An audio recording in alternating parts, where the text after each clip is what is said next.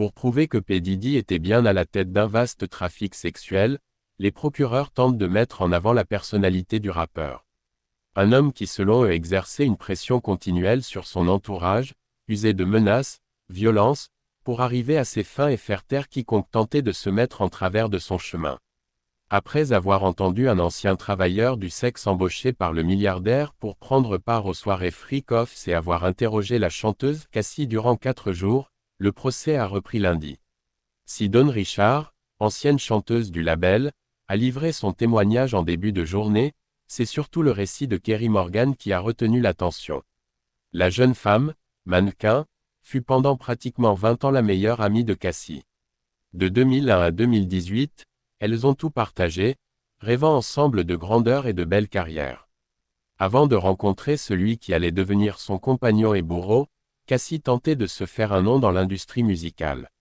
Elle était fun, travaillait dur, avait confiance en elle, s'est souvenu Kerry Morgan, avec qui elle s'était installée à New York.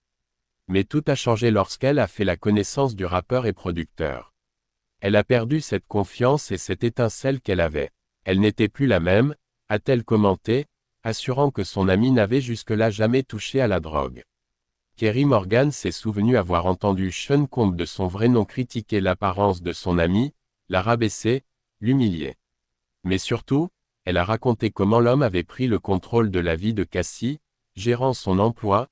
Elle a signé avec lui un contrat de 10 albums jamais sortis et pour lesquels elle n'a pas été payée, payant son loyer, sa voiture.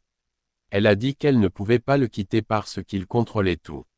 Elle aurait simplement tout perdu. Surtout, Kerry Morgan a dit lundi avoir été témoin à plusieurs reprises de la violence de Diddy sur Cassie au point d'en être terrifiée.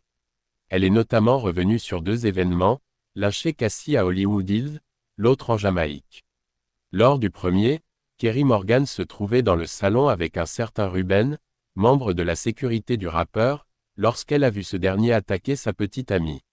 Je l'ai vu la pousser, je suis certaine qu'il l'a frappée, elle n'a rien fait en réponse.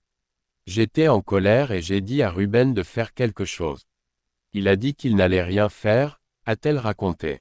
Kerry et Cassie ont alors pris la fuite pour se réfugier dans les escaliers d'une maison voisine pendant 20 à 30 minutes, pendant que Diddy les cherchait. Cassie est ensuite retournée chez elle. Le deuxième incident, en Jamaïque, se serait déroulé alors qu'ils étaient tous en vacances. Kerry Morgan a expliqué qu'elle était au bar lorsqu'elle a entendu un cri guttural, terrifiant.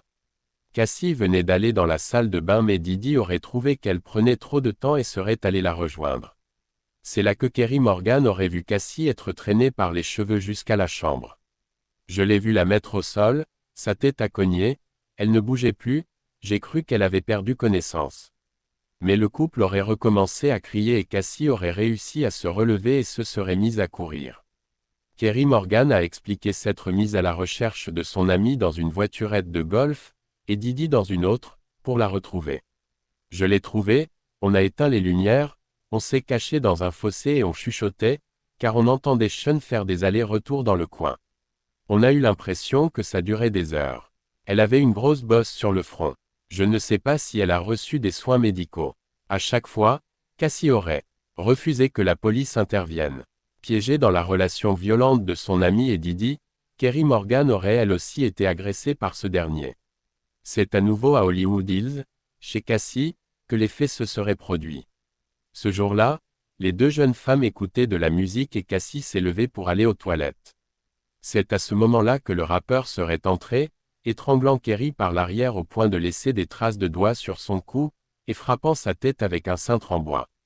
Durant cette attaque qui aurait eu lieu en 2018, la seule chose dont parlait P. Diddy était de savoir avec qui Cassie le trompait. Ce dernier était notamment certain qu'elle fréquentait l'acteur Michael B. Jordan, avec qui elle tournait un film en Afrique du Sud. Choquée, Kerry Morgan a fini par s'enfuir. J'étais prise de vertige, j'ai vomi plusieurs fois. Je suis allée aux urgences. J'ai engagé un avocat pour l'agression. J'avais l'intention de porter plainte, mais je ne l'ai pas fait. Elle a confirmé au tribunal avoir reçu une somme d'argent $30 000, de la part de Diddy contre son silence.